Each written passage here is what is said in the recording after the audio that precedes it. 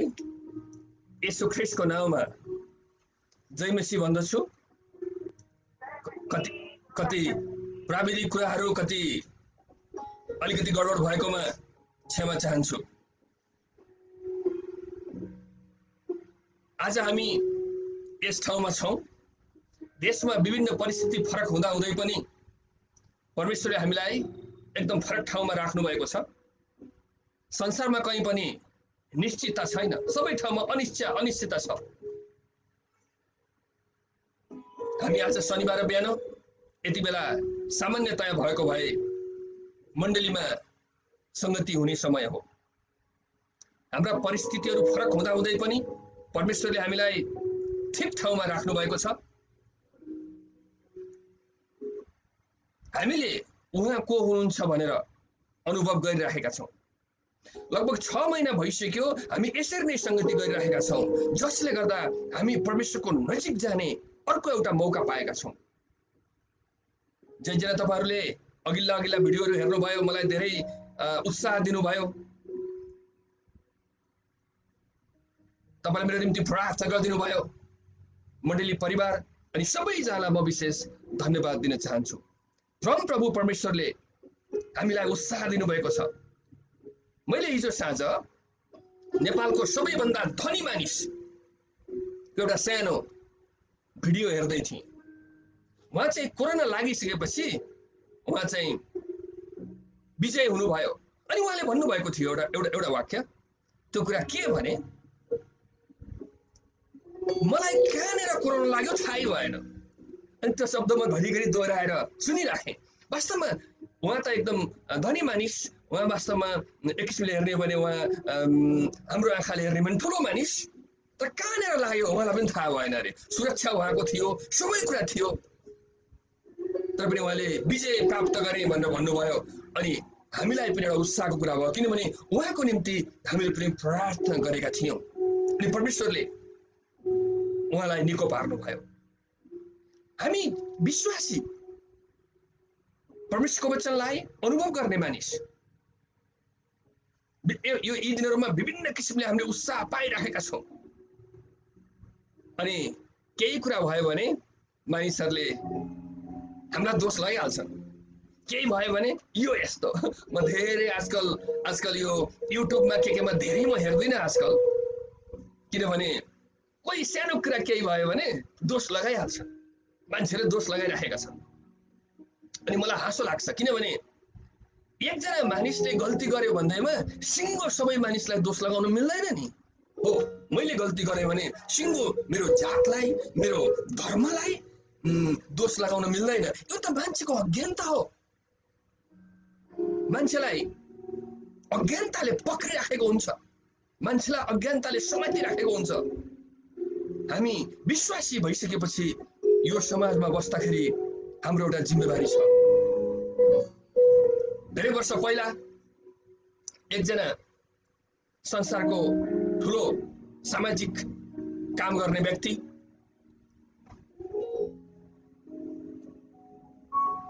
हामीले कतिजनाले धेरैजनाले उहाँको नामलाई चिनेका छौँ। मदर टेरेसा, जसले ठुलो सामाजिक काम गर्नुभयो। यस्तै फ्लोरेन्स नाइटिङ्गेल, अरू मानिसहरू पनि ठुलो काम गर्ने मान्छेहरू, सामाजिक काम गर्ने मान्छेहरू छन्। एकपटक उहाँ चाहिँ कलकत्तामा आएर इन्डियामा, नेपालमा धेरै ठाउँमा उहाँले ठुलो सेवाको काम गर्नुभयो। अनि काम गर्दाखेरि मानिसहरू, उहाँ चाहिँ यस्तो काम गर्दै जाँदाखेरि एकपटक उहाँ अमेरिका जानुभयो। अमेरिका गइसकेपछि मानिसहरूले उहाँलाई सोधे, ए तपाईँ त यस्तो धनी देशको मान्छे, यो देशको मान्छे, कलकत्तामा किन जानुभयो, इन्डियामा किन जानुभयो? त्यति बेला कलकत्ताबाट राजधानी दिल्लीमा सरिसकेको बेला हो यो। अनि तपाईँ किन जानुभयो भनेर मान्छेहरूले सोधे। अनि उहाँले चाहिँ एउटा कुरो भन्नुभयो। त्यो कुरा के भने, म जब कलकत्ताको त्यो भूमिमा मैले टेकेँ, कलकत्ताको भूमिमा जब मैले टेकिसकेपछि बाटोमा म हिँड्दै थिएँ, अनि त्यहाँ धेरै मानिसहरू बाटोमा आए। अनि त्यहाँ 4-5 जना केटाहरूको एउटा ग्रुप पनि मेरो नजिक आयो। तिनीहरू भोकै थिए, कति लामो समयदेखि खाना खान पाएका थिएनन्, लुगा लगाउने कुरा पाएका थिएनन्। अनि जब मैले तिनीहरूलाई हेरिसकेपछि मैले येशू ख्रीष्टलाई तिनीहरूको अनुहारमा देखेँ। त्यसपछि मलाई सामाजिक काम गर्नको निम्ति उत्साह मिल्यो। अनि सबै मान्छेहरू 5 मिनेटसम्म मान्छेले केही पनि बोल्न सकेनन्। ठुलो समारोहमा उहाँले बोल्दै हुनुहुन्थ्यो। जब हामीले मानिसहरूको मुखमा ख्रीष्टलाई हेर्छौँ, जब हामीले पीडितहरूको मुखमा ख्रीष्टलाई हेर्छौँ, उहाँलाई देख्छौँ, अनि हामीलाई समाजप्रति हामी उत्तरदायी नागरिक हौं भन्ने कुरा बुझ्न सजिलो हुन्छ। यस कारणले विश्वासी भएको कारणले हाम्रो समाजप्रतिको एउटा उत्तरदायित्व छ साथीहरू। हामी अरू मान्छे जस्तो कहिले यस्तै तुलना हुन्छ के, अरू मान्छेहरू जस्तो जोगी होइनौँ। हामी कहाँ गएका, हामी जङ्गलमा बस्ने, हामी के ख्रिस्टियनहरू, तिनीहरू धर्मगुरुहरू नै किन्न हुन्, तिनीहरू साधारण विश्वासी नै किन्न हुन्, तिनीहरू त समाजमा बस्ने मानिसहरू हुन्। यो संसारले नबुझेको यो कुरा छ। हाम्रो कुनै शारीरिक परिवर्तन अर्थ छैन, हाम्रो जातीय परिवर्तन अर्थ छैन, हामी चाहिँ बाहिरी स्वरूप परिवर्तन अर्थ छैन, तर हाम्रो भित्री स्वभाव परिवर्तन भएर हामी त समाजमा बस्ने मानिस हौँ। अनि हामी समाजमा बस्ने भएको कारणले समाजप्रति हाम्रो उत्तरदायित्व छ। प्रियहरू, सबैभन्दा पहिला कुरा तपाईँले यो कुरा बुझेको म चाहन्छु कि हाम्रो क्रिस्चियन सिद्धान्त नै समाजप्रति हामी उत्तरदायी छौँ। समाजमा भएका कुकृत्यहरूप्रति, समाजमा भएका अन्यायप्रति, समाजमा भएका विभिन्न समस्याहरूप्रति हामी जिम्मेवार छौँ। अनि यसको निम्ति हामीले आवाज उठाउनुपर्छ।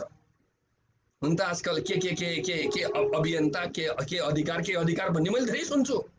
सायद उनीहरूले पनि गर्न खोजेको त्यही कुरा होला, समाजमा भएका कुराहरूलाई आवाज उठाउने कुरा। तर हामी ख्रीष्टको आँखाले, जब हामीले हाम्रो आँखाले समस्यामा हेर्छौँ, अनि त्यहाँ हामीले ख्रीष्ट देख्नुपर्छ। त्यसले हामीलाई उहाँप्रति, उहाँको सेवा गर्न उत्साह दिन्छ। हामी आज परमेश्वरको वचनबाट यही विषयमा एउटा खण्डलाई हेर्नेछौँ।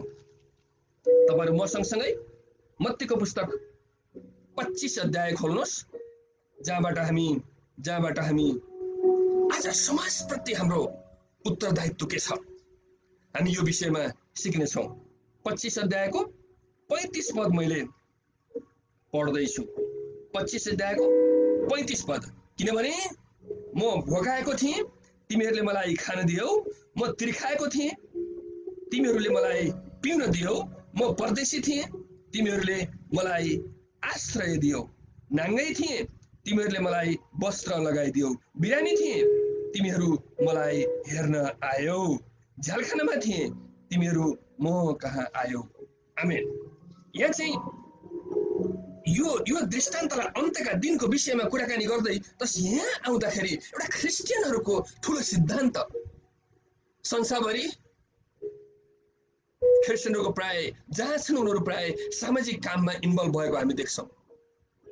उनीहरूले मण्डलीमा भित्र मात्रै नभएर बाहिरका मानिसहरूलाई पनि, अहिले यही बेलामा हेर्ने हो भने पनि कति मानिसले खानै नखाइकन अरूलाई सहायता गरेको देखिन्छ।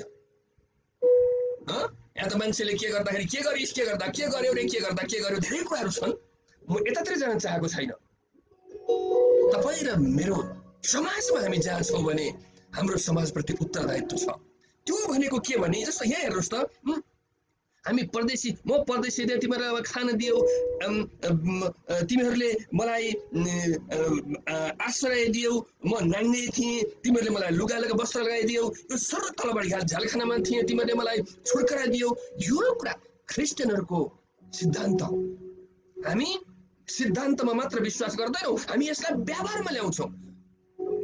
तपाईँ र म चर्को गरी टुनी खेलमा कराउन सक्छौँ, तर त्यसलाई व्यवहारमा आएन भने कुनै अर्थ छैन। मैले दिनहरूमा देखेको छु, ख्रिस्टियनहरूले, परमेश्वरलाई विश्वास गर्नेहरूले, उनीहरू जुनसुकै ठाउँमा भए तापनि, जहाँ भए तापनि, जसरी हो उनीहरूले मानिसहरूलाई सहायता गरेका छन्, किनभने उनीहरू जिम्मेवार नागरिक हुन्। कसैले यहाँ के ख्रिस्टियनलाई देश निकाला गर्छु, के गर्छु भनेको नि म सुन्छु के, अनि म मुसु हाँस्छु। बाबा, कमसेकम अध्ययन गरौँ, कमसेकम विचार गरौँ। यो समाजमा जिम्मेवार नागरिक भएको कारणले हामीले सहायता गरेका छौँ। हामीले कसैलाई परिवर्तन गराउने विषयमा, कसैलाई के को विषयमा कुरा होइन। यो बाइबलीय सिद्धान्त हो। तैँले किन कसैलाई खानेकुरा खान दिइस् भनेर कसैले भन्न पाउँदैन। यो त बाइबलीय सिद्धान्त हो। हामीले यो गर्नै पर्ने कुरा हो। तपाईँ म समाजप्रति, परमेश्वरले सृष्टि गर्नुभएको प्रकृतिका हरेक कुराहरूप्रति, त्यसलाई त हामीले उत्पत्तिमै हेर्नुपर्ने हुन्छ। परमेश्वरले सृष्टि गर्नुभएका हरेक कुराहरूप्रति हामी जिम्मेवार छौँ। त्यो तपाईँले लगाएको सानो एउटा प्लान्ट किन नहोस्, तपाईँले सहायता गरेको कुरा किन नहोस्, तपाईँले बाटोमा हेर्दा थुक्ने विषय कुरा किन नहोस्। अस्ति एकजना हाम्रो साथीले भनेको मैले सुन्दै थिएँ, क्रिस्चियनहरू यो देशमा बढिसकेपछि शिक्षाको क्षेत्रमा परिवर्तन भयो, स्वास्थ्यको क्षेत्रमा परिवर्तन भयो, विभिन्न किसिमका कुकृतिहरू खत्तम भए। यहाँ चाहिँ के अरे रक्सी खान हुँदैन भन्ने प्रचार गरियो, त्यो पनि फाइदा भयो। लडाइँ झगडा भएन, चुरोट खान हुँदैन भन्ने प्रचार गर्दै यो क्रिस्चियन सिद्धान्तले ल्याएका कुराहरू हुन्।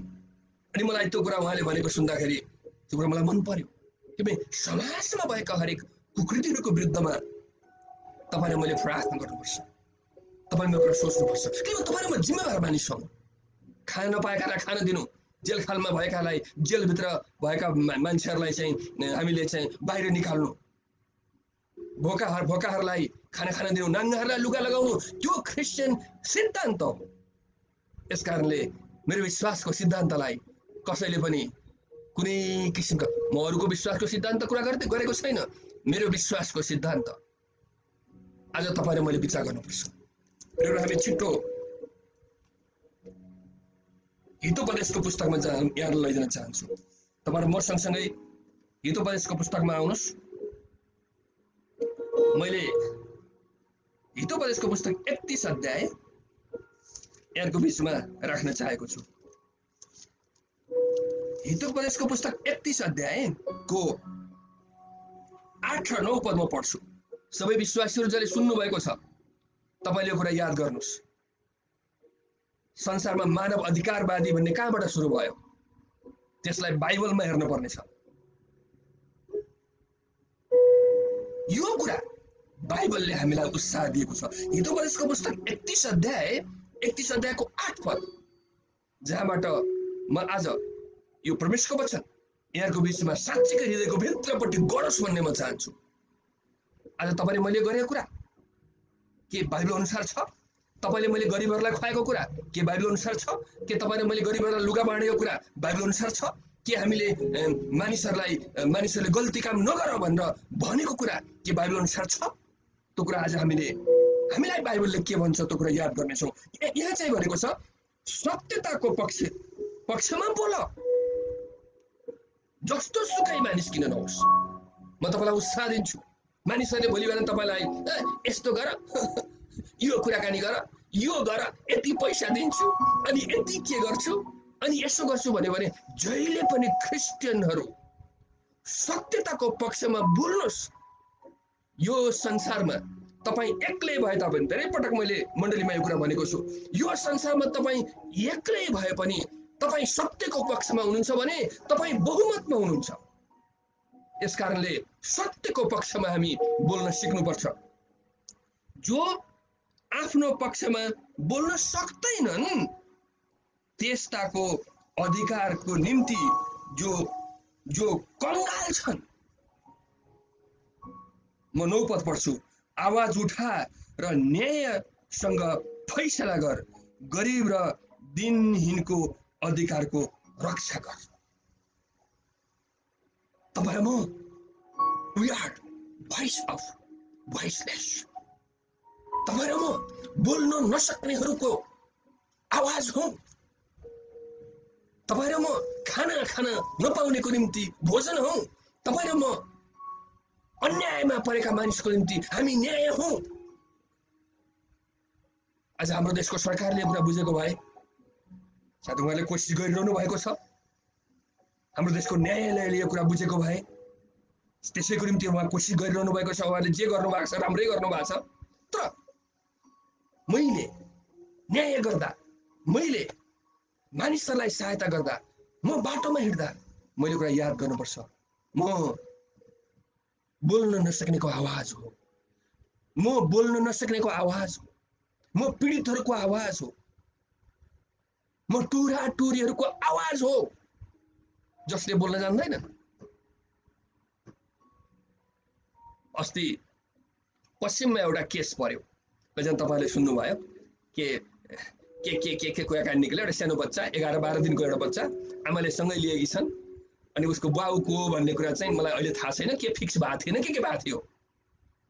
अनि मान्छेले, पत्रकारले उसलाई प्रश्न सोधे आमालाई, अनि त्यो चाहिँ आमालाई प्रश्न सोद्धाखेरि म यस्तो हो, मेरो यो बच्चा चाहिँ उहाँकै हो भनेर उसले भन्छ कि डिएनए चेक गर्ने के गर्ने कुरा निक्लिएको थियो। अनि एकजना पत्रकारले त्यो अर्को पनि प्रश्न सोध्नु भयो, यहाँ चाहिँ गल्ती कसको? त्यो बाउको कि त्यो आमाको कि? त्यसपछि तेस्रो प्रश्न त्यहाँ आएको थियो, त्यो के भने कि यो बच्चाको। अनि म तर्सेँ, त्यो बच्चा 9-10 दिनको बच्चाको के गल्ती? प्रियहरू, तपाईहरु म क्रिस्चियनहरु, हामी आन्दोलन गर्ने मान्छे होइनौं, हामी कहीं बाटोमा गएर कुर्लिदैनौं, तर म आज हरेक विश्वासीले भन्नुपर्छ, म बोल्न नसक्नेहरूको आवाज हो। तपाई खान नपाउनेहरूको निम्ति भोजन हो, किनभने यो क्रिस्चियन सिद्धान्त हो। त्यसकारणले गर्दाखेरि हामीले एक आपसमा सहायता गर्छौं। त्यसकारणले गर्दा मेरो घरमा खानेकुरा चाहिँ छैन भने पनि हामी एक आपसमा शेयरिङ गर्छौं, एक आपसमा हामी लुगा लत्ता कपडाहरू बाँड्छौं, लिने दिने गर्छौं। यो क्रिस्चियन सिद्धान्त हो। हामीले सानैदेखि हाम्रा छोराछोरीहरूलाई क्रिस्चियन सिद्धान्त सिकाउनु पर्छ। कतिजना तपाईहरु विदेशमा हुनुहुन्छ, कतिजना तपाईहरु यो देश भित्रै हुनुहुन्छ, कतिजना तपाईहरुले परमेश्वरको आवाजलाई महसुस गरिरहनु भएको छ, कतिजना तपाईहरुले यो सिद्धान्त तपाईलाई थाहा छ अनि यसैको निम्ति काम गरिरहनु भएको छ। म उहाँलाई सल्युट गर्छु, म उहाँलाई आदर गर्छु। हामी अझ गर्नुपर्ने धेरै काम बाँकी छ। तपाईले र मैले गर्नुपर्ने काम अझ धेरै बाँकी छ। हामी आज अन्यायको पक्षमा अगाडि जाने अन्यायको व्यक्तिहरू होइनौं, हामी न्यायको पक्षमा अगाडि जाने व्यक्ति हो। जहाँ समस्या भएको छ त्यहाँ समाधान पनि छ। प्रियहरू, म तपाईलाई यो कुरामा उत्साह दिएको छु। आज हरेक विश्वासी नविश्वासीहरूले पनि, परमेश्वरलाई विश्वास नगर्ने मान्छेहरूले पनि यो कुरा बुझ्नुपर्छ। म आवाज हो, त्यो आवाज जसले सत्यको पक्षमा उभिन्छ। म त्यो आवाज हो जुन आवाज न्यायको पक्षमा उभिन्छु। म त्यो आवाज हो जो चाहिँ बोल्नै नसक्नेको पक्षमा बोल्छु। प्रियहरू, हामीले कुरालाई आज याद गरौँ। परमेश्वरले हामीलाई दिनुभएको उत्साह यही हो। आज हाम्रो निम्ति परमेश्वरको वचन यही हो। हामी अर्को एउटा खण्डमा जानेछौँ। तपाईँ जयजना म सँगसँगै हुनुहुन्छ, तपाईहरुले मिकाको पुस्तक खोल्न सक्नुहुन्छ। मैले मिकाको पुस्तक 6 अध्यायको 8 पद मैले यस ठाउँमा यहाँको बीचमा राख्न चाहेको छु। 6 अध्यायको 8 पद। ए मानिसो, जे असल छ त्यो उहाँले तँलाई देखाउनु भएको छ र प्रभुले तँबाट के चाहनुहुन्छ केवल यति। परमेश्वरले तपाईँ र मसँगबाट के चाहनुहुन्छ? केवल यति। हे मानिस हो, यो कुरा याद गर। तिमीहरू जंगलमा गएर बस्ने मान्छेहरू होइनौ, समाजमा बस्ने मान्छेहरू हौ। समाजमा बसेका छौ, यसकारणले तिमीहरूको समाजप्रतिको उत्तरदायित्व छ। यसकारणले मानिसहरू, तिमीहरूले यो कुरा विचार गर, जे असल छ र त्यो उहाँले तँलाई देखाउनु भएको छ। प्रभुले तँबाट के चाहनुहुन्छ केवल यति। आफूलाई जहिले पनि असल काम गर्नको लागि खडा गर्नुपर्छ। हामी समाजप्रति उत्तरदायित्व, हाम्रो उत्तरदायित्व। येशू ख्रीष्ट स्वयंले देखाउनु भएको धेरै दृष्टान्तहरू छन्। उहाँले यो जातीय छुवाछुतको विरुद्धमा कत्रो आवाज उठाउनु भयो। भोकाहरूलाई उहाँले खाना दिनुभयो, रोगीहरूलाई निको पार्नुभयो, अन्धाहरूलाई उहाँले आँखा दिनुभयो, हृदयमा हताश भएकाहरूलाई उहाँले शान्ति दिनुभयो। हाम्रो निम्ति ख्रीष्ट येशू असल उदाहरण हुनुहुन्छ। यसकारणले हामीले एकले अर्कालाई उत्साह दिउँ। सकेसम्म आज बिहान, हिजो अस्ति, सकेसम्म हाम्रो घाँस काटेरै किन नहोस्, हामी एकले अर्कालाई सहायता गरौँ। एकजना मेरो साथी हुनुहुन्छ, मैले उहाँलाई साथी भन्छु आजकल, पहिला उहाँ मेरो सर हुनुहुन्छ। उहाँ चाहिँ भारतको एउटा ठुलो विद्वान व्यक्ति हुनुहुन्छ। अनि हामी अर्कै देशमा हामी सँगै रह्यौँ। उहाँको अन्डरमा बसेर मैले 2 वर्ष जति मैले अध्ययन गर्ने मौका पाएँ। 2 वर्ष अलि बढ्ता तलमाथि। अनि मैले पोस्ट मास्टर गर्दाखेरि उहाँ मेरो मेन्टर हुनुहुन्थ्यो। अनि उहाँले भनेको कुरा म कहिले पनि बिर्सिन्न। माधव, अरू मलाई थाहा छैन, म इन्डियाबाट यो देशमा किन आएँ? अनि मैले उहाँलाई मुखमा हेरिराखेँ। अनि उहाँले मलाई भन्नुभयो, म त्यस कारणले आएँ किनभने म न्यायको पक्षमा आवाज उठाउनुपर्छ। मान्छेहरू अन्यायमा परेका छन्। अनि उहाँ अलि ठुलो मानव अधिकारवादी पनि हुनुहुन्छ। मैले यो कुरा गर्दै तस किन यो कुरा निकालेको भने जे कुरा असल छ त्यो कुरा हामीले गर्नुपर्छ। जे कुरा असल छ त्यो हामीले गर्नुपर्छ।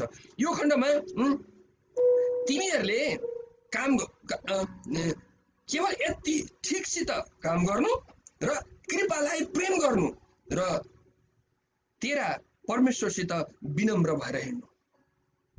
विश्वासीको सिद्धान्त भयो। विश्वासीको सिद्धान्त भयो। तपाईँ र म परमेश्वरलाई चिनेका मानिसहरू, परमेश्वरको आँखाले हेर्ने मानिसहरू, तपाईँ र मलाई परमेश्वरले को हुनुहुन्छ भनेर अनुभव गरेका मानिसहरू, हामी परमेश्वरको मार्गमा हिँड्ने मानिसहरू।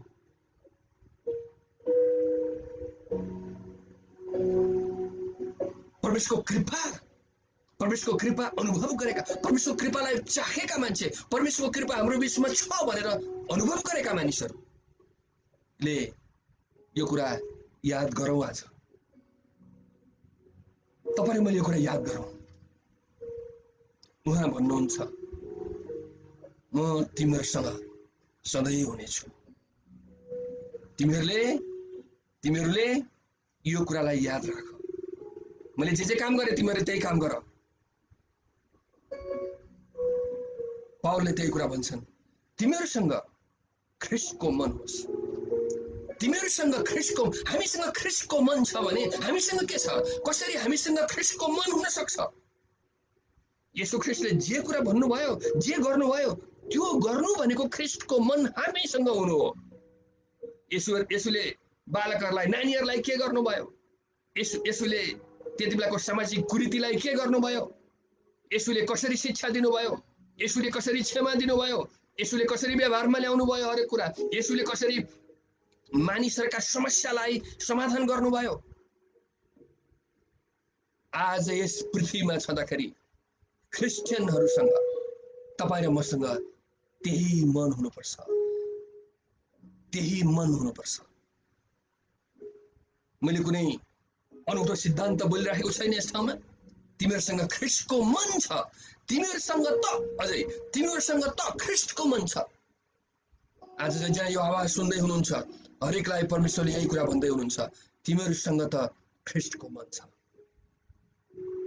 तपाईँ मैले केही गर्न सक्दैन होला, तर पनि हामीले प्रार्थना गरेका छौँ किनभने ख्रीष्टको मन हामीसँग छ। हामीले मानिसलाई हेर्दाखेरि ख्रीष्टको आँखाले हेर्छौँ। तपाईँ र मैले हेर्दाखेरि, तपाईँ र मैले मानिसहरूलाई हेर्दाखेरि जहिले पनि ख्रीष्टको आँखाले हेर्न सिक्नुपर्छ। प्रियहरू, आज हामी असफल भएका छौँ धेरै ठाउँमा, कति ठाउँमा बिग्रिएका छौँ, कस्तो ठाउँमा गाह्रो छ।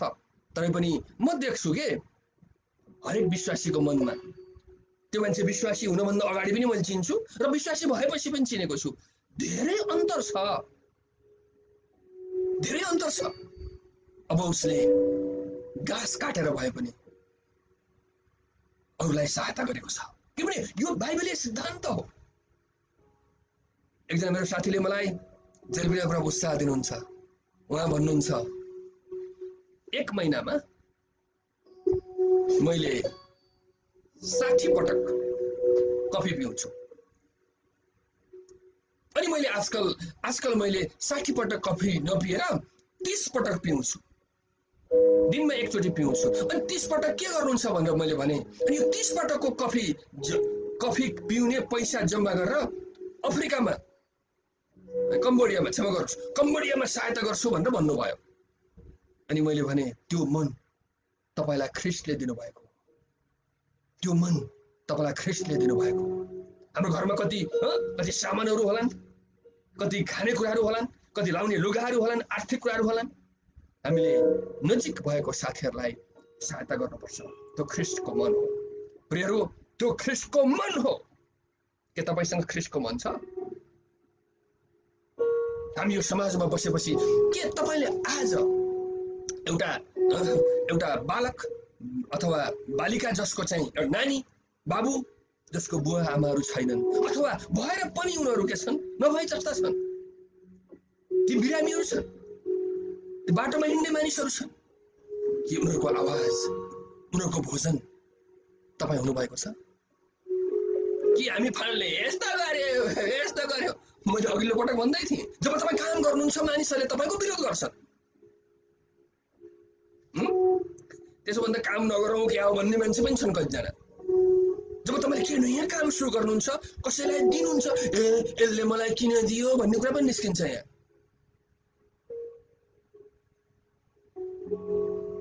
हाम्रो मण्डलीको एल्डर हुनुहुन्छ, उहाँको नाम नलिउँ, उहाँले चाहिँ मेरो बिचमा 3 वर्ष अगाडि कुरा होला, मलाई एक दिन भन्नुभयो, उहाँको यो ज्याकेटहरू बनाउने फ्याक्ट्री छ। अनि उहाँले मलाई भन्नुभयो, अङ्कल, उहाँले मलाई अङ्कल भन्नुहुन्छ, अङ्कल कोही त्यस्तो मान्छे छ भने म सहायता गर्न तयार छु, तपाईँको विद्यार्थी छन् भने म सहायता गर्न तयार छु। अनि मैले भने उहाँलाई, तपाईँ के सहायता गर्नुहुन्छ? उहाँले भन्नुभयो, म ज्याकेट कम्पनीको मानिस हो, मसँग प्रशस्तै ज्याकेटहरू छन्, तपाईँले यो लगेर तपाईँको विद्यार्थीहरूलाई दिनुहोस्, जसले लाउन पाएका छन् उनीहरूलाई दिनुहोस्। अनि उहाँले मलाई दिनुभयो, मैले लगेर त्यसै गरेँ। त्यसपछि उहाँले मलाई अर्को पटक भन्नुभयो कि परमेश्वरले आशिष दिने भनेको त्यस्तै रहेछ। त्यसपछि ती मानिसहरूले उहाँको निम्ति प्रार्थना गरे अनि उहाँको व्यापार बिजनेस धेरै फस्टाएको। अनि आज पनि उहाँको त्यस्तै बिजनेस छ। म उहाँलाई आदर गर्छु, किनभने आफूसँग जे छ त्यही दिनुभयो। अनि मैले लगेर विद्यार्थीहरूलाई त्यो कुरा दिएँ अनि विद्यार्थीहरूले ठुलो आशिष प्राप्त गरे। उसको निम्ति दिने मान्छेको निम्ति के महत्त्वपूर्ण कुरा हो, तर पाउने मानिसको निम्ति त्यो धेरै महत्त्वपूर्ण कुरा हो। यसकारणले जहिले पनि तपाईँ र म विचारलाई, तपाईँ र मैले विचारलाई सेयरिङ गरौँ। तपाईँ र मसँग भएको धन सम्पत्ति कति कुराहरू छन् सेयरिङ गरौँ। तपाईसँग भएका लुगालत्ता कपडाहरू मान्छेलाई सेयरिङ गरौँ। यो भन्दा पनि बढ्ता हामीले मानिसहरूको अनुहारमा ख्रीष्टलाई हेरौँ। प्रियहरू, म तपाईँलाई यही कुरा भन्न खोजेको छु। जब तपाईँले मानिसहरूको मुखमा यसो ख्रीष्टलाई हेर्नुहुन्छ, त्यहाँ अन्याय हुँदैन, त्यहाँ नराम्रो काम हुँदैन। जब तपाईँले ख्रीष्टको आँखाले बाटोमा हिँडेको मानिसहरूलाई हेर्नुहुन्छ, तपाईँको हृदय दयाले पलाउँछ। यसकारणले ख्रीष्टको आँखाले हेर्ने हामी कोसिस गर्नेछौँ। अब म आजदेखि नै, अहिलेदेखि नै जहाँ तपाईँले कुरा सुन्नु भएको छ, कमसे कम 1 छाक खानेकुरा किन्नुहोस्। हामी अरूलाई सहायता गर्नेछौँ। यो ख्रीष्टले देखाउनु भएको उदाहरण हो। हामी ख्रीष्ट केन्द्रित सेवा गर्छौँ, हामी ख्रीष्ट केन्द्रित विश्वासी हौँ, हामी सिद्धान्त केन्द्रित भन्दा पनि हामी व्यावहारिक केन्द्रित विश्वासीहरू हौँ। यसकारणले हरेकले कुरा बुझोस्, आज परमेश्वरको वचन सुन्नेले हरेकले कुरा बुझोस् कि ऊ यस पृथ्वीमा छँदाखेरि केही न केही काम गर्नेछ। ऊ आवाज हो, ऊ भोगको निम्ति खाने कुरा हो, विश्वासी भोगको निम्ति खाने कुरा हो। परमेश्वरले यहाँहरूलाई यही प्रश्न सोध्दै हुनुहुन्छ, आज तपाईँ र म कहाँ छौँ? आज तपाईँ र म कुन परिस्थितिमा छौँ? उहाँ भन्नुहुन्छ, म तिमीहरूलाई आशिष दिनेछु। हामी धेरै मानिसले परमेश्वरसँगबाट त्यो आशिषको आशा गर्नुपर्छ। परमेश्वरले हामीहरूलाई प्रशस्त आशिष दिनुभएको छ। आमेन। आउनुहोस् हाम्रो प्रार्थना गरौँ। हालेलुया, हालेलुया। महान परमेश्वर, तपाईलाई हामी विशेष धन्यवाद दिन्छौँ। आज तपाईँ प्रभुले हामीलाई फेरि फरक किसिमको वचन सिकाउनु भयो। तपाईँ प्रभुले मलाई यो कुरा भन्नुभयो, त अन्यायमा परेको मानिसको निम्ति आवाज होस्। एउटा सानो काम तैँले गर्नुपर्छ। हरेक मानिसलाई हेर्दा ख्रिस्टको आँखाले हेर्नुपर्छ। मानिसको अनुहारमा हेर्दाखेरि ख्रिस्टको आँखाले हेर्नुपर्छ। प्रभु, तपाईले मसँग बोल्नु भएको छ, म जस्तो कमजोर मानिसलाई प्रयोग गर्नुभएको छ। फेरि भन्नुभएको छ, सत्य जे कुरा हो त्यसैको पछि लागिराख, कृपालाई प्रेम गर। हो प्रभु, म तपाईँ प्रभुको कृपालाई प्रेम गर्छु। हाम्रो बीचमा अनौठो काम गर्नुहोस्, अचम्मको काम गर्नुहोस्। म ती मण्डलीका एल्डरहरूलाई, विश्वासीहरूलाई, कमिटीका मानिसहरूलाई धन्यवाद दिन्छु, जसले मुठी खोलेका छन्, जसले मुठी खोलेका छन्। उनीहरूसँग प्रशस्त भएर होइन, नभएर पनि दिएका छन्, किनभने उनीहरूले हरेक मानिसको मुखमा ख्रिस्टलाई देखेका छन्। आज हामीले जसले ख्रिस्टलाई देखेका छौँ, हाम्रो हृदयले अरू मानिसहरूको अनुहारमा पनि ख्रिस्ट देख्छौँ। यसकारणले हामीलाई तपाईँ परमेश्वरले प्रयोग गर्नुहोस्। देशमा तपाईँ प्रभुले हामीलाई प्रयोग गर्नुहोस्। हामी थोरै मानिसहरू भए तापनि सत्यको पक्षमा उभिन सिकाउनुहोस्। धन्यवाद। आज यो देशले यो कुरा बुझ्न सकोस्। मेरो देश जुन समस्यामा छ, कोरोना भाइरस बढेको छ, मेरो देशको राष्ट्रपति, प्रधानमन्त्री, उच्च पदस्थ कर्मचारीहरू, मन्त्रीहरू, ओ प्रभु, म प्रार्थना गर्छु विभिन्न प्रदेशका प्रदेश प्रमुखहरू, उपप्रमुखहरू, उपराष्ट्रपति अनि विभिन्न सिडिओहरू, विभिन्न किसिमका सुरक्षाकर्मी, सशस्त्र अनि जनपद आर्मीको चिफहरू, हरेकलाई ज्ञान बुद्धि दिनुहोस्। हरेक विश्वासीलाई ज्ञान बुद्धि दिनुहोस्, सुरक्षा दिनुहोस्। फ्रन्ट लाइनमा बस्ने डाक्टरहरूलाई, सुरक्षाकर्मीहरूलाई, ओ प्रभु, पत्रकारहरूलाई बचाउनुहोस्। प्रभु, हामीलाई आशा दिनुहोस्, किनभने म यस पृथ्वीमा अन्तिम श्वास फेर्ने बेलासम्म म कसै न कसैको आवाज हो। म बोल्न नसक्ने मानिसको आवाज हो। प्रभु, मलाई प्रयोग गर्नुहोस्। धन्यवाद सबैजनालाई।